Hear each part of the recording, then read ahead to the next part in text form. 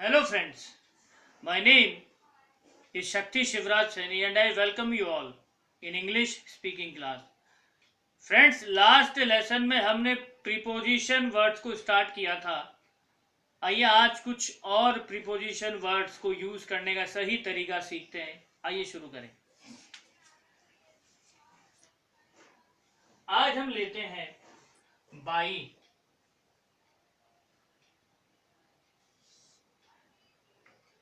By का मतलब होता है पास में. जी हाँ, ये बिल्कुल नियर की तरह ही प्रयुक्त होता है. नियर का मतलब भी होता है पास में.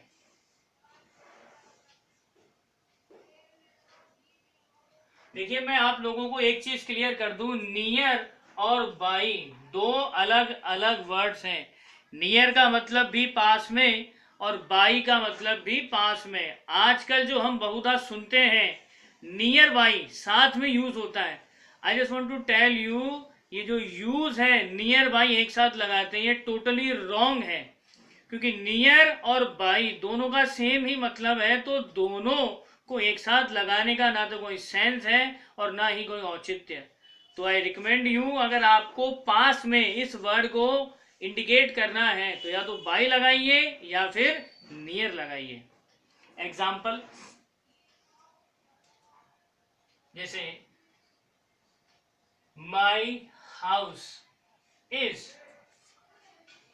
बाय द रिवर, यानी मेरा घर नदी के पास में है. इसी सेंटेंस को हम बना सकते हैं my house is near the river, यानी मेरा घर नदी के पास में है. अब बाई और नियर दो अलग अलग वर्ड है, तो नियर बाई का यूज कभी ना करें, ये टोटली रॉन्ग है.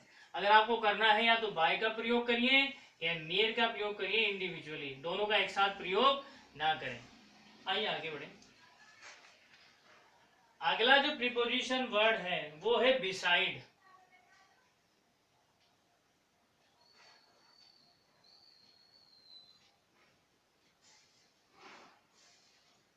बिसाइड बिसाइड का सीधा सीधा सा अर्थ है बगल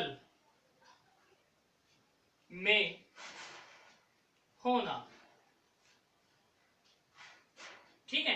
इसका प्रयोग अगर मैं करूं तो सिंपल सा इसका प्रयोग है कि राधा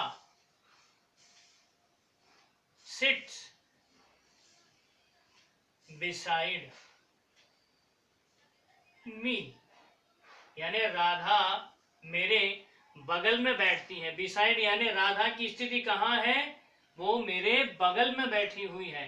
तो बिसाइड यानी बगल में होना. सिंपल यूज है बिसाइड का. आइए अगले प्रीपोजिशन की तरफ बढ़े.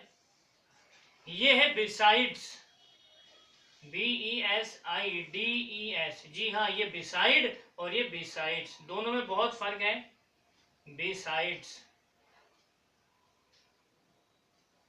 इसका अगर हम अर्थ देखें तो इसका सिंपल सा अर्थ होता है के अलावा. के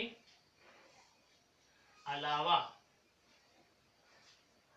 और इसका अगर हम यूज देखें तो इसका यूज बड़ा आसान है. के अलावा यानी बिसाइड्स अ वॉच, यानी एक घड़ी के अलावा I also have a ring, यानी एक घड़ी के अलावा मेरे पास एक अंगूठी भी है. तो ये बिसाइड्स यानी के अलावा. जब भी आप कोई सेंटेंस बना रहे हो और आपके दिमाग में ये वर्ड चल रहा हो के अलावा, तो ऑलवेज यूज बिसाइड्स. आइए आगे बढ़ते हैं. फ्रॉम.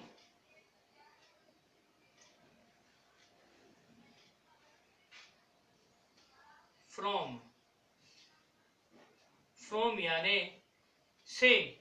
जैसा कि नाम से स्पष्ट हो रहा है से, जब किसी सेंटेंस में इस तरह का वर्ड आ जाए से, तो फ्रॉम से हम इसको शो करेंगे। जैसे आई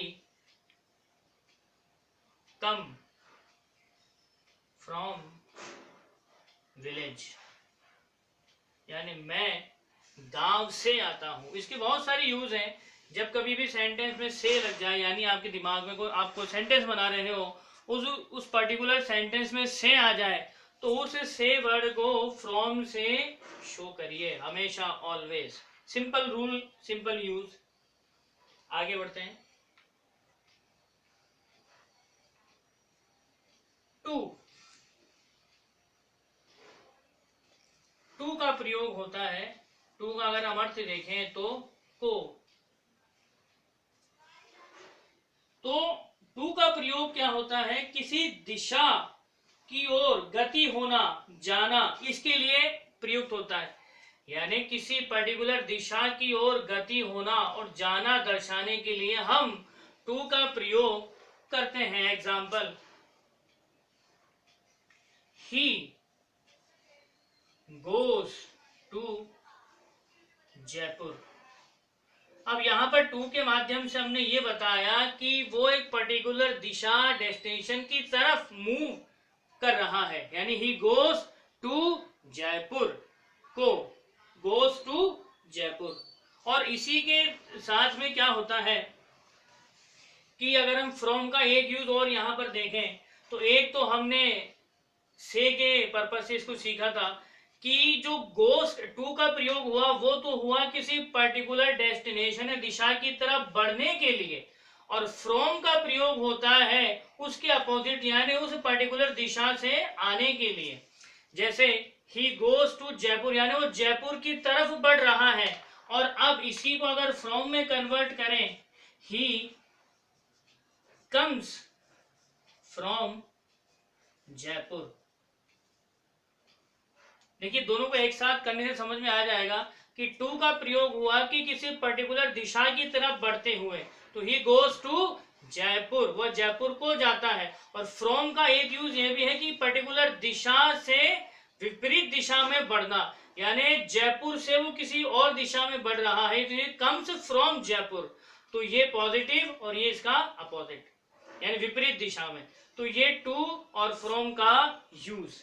आइए आगे बढ़ते हैं और यूजेस देखते हैं प्रीपोजिशंस के।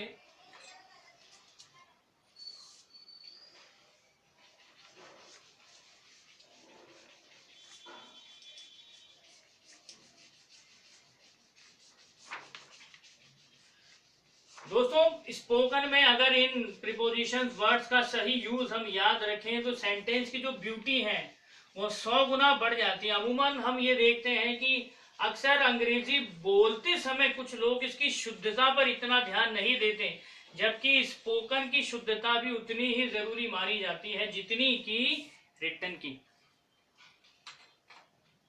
आइए आगे बढ़े।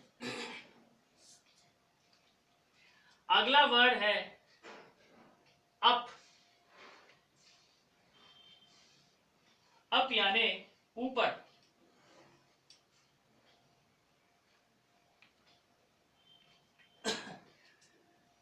सिंपल इसका यूज कैसे करना है कि ऊपर की दिशा में गति होने के लिए अप का प्रयोग करेंगे।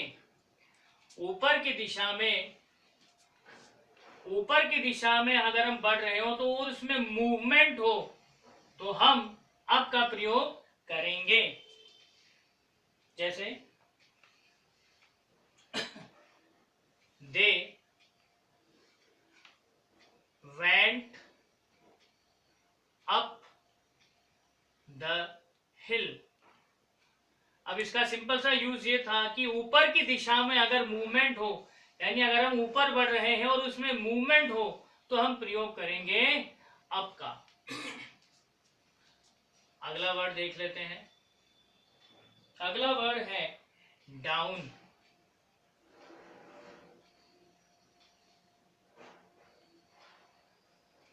डाउन यानी नीचे।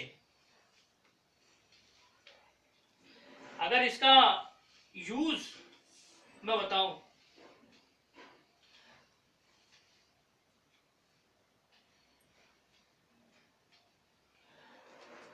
अप का हमने प्रयोग किया था ऊपर की दिशा में गति को शो करने के लिए, यानी मूवमेंट था। डाउन का प्रयोग करेंगे ऊपर की दिशा से नीचे आते हुए मूवमेंट को दर्शाने के लिए। एग्जाम्पल से अभी क्लियर हो जाएगा। दे वेंट डाउन द हिल। अब पहले वाले प्रयोग में ऊपर की तरफ मूवमेंट दर्शाने के लिए आप दे वेंट अप द हिल, और डाउन यानी नीचे, इसका प्रयोग होता है ऊपर से नीचे की तरफ मूवमेंट शो करने के लिए, दे वेंट डाउन द हिल। तो दोस्तों आज हमने कुछ और प्रीपोजिशन वर्ड्स सीखे। उम्मीद करता हूं कि बहुत ही इजी और प्रैक्टिकल वे में मैंने समझाने की कोशिश करी है और आप लोगों को बहुत अच्छी तरीके से समझ में भी आया होगा। जितना बेहतर तरीके से आप इनको लर्न कर सके लर्न करें, क्योंकि ये बहुत काम आने वाले हैं स्पोकन में। जब हमारे टेंस स्टार्ट हो जाएंगे तो जो एक एक चीज़ मैंने आपको प्रीवियस चैप्टर्स में पढ़ाई हो, एक एक चीज़ काम आएगी। जी हाँ, एक एक चीज़, उसको कुछ भी छोड़ना नहीं है उसका, क्योंकि मैंने आपसे पहले ही कहा था हमने सिर्फ उतना ही लिया है जो कि मोस्ट इम्पोर्टेंट है। तो आप प्रैक्टिस करिए, लर्न करिए, खुश रहिए। मुझे आज्ञा दीजिए, नमस्कार।